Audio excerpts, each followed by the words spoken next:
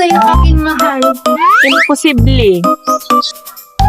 Kaya mo rin bang abutin ang langit para sa iyong mahal? Sige nga.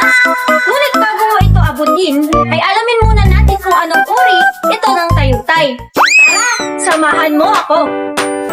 Ang pagmamalabis ay masighing kalabisan o kakulangan na isang tao, bagay, pangyayari, kaisipan o damdamin. Ito ay labis o eksaheradong pakinggan. Halimbawa, namuti ang mata ni Johnny kakahintay kay Myla. Pagbalik ko ay bumabaha na ng dugo sa kapitbahay. Napakadali lamang, di ba? Ngayon naman ikaw ang aking i-challenge.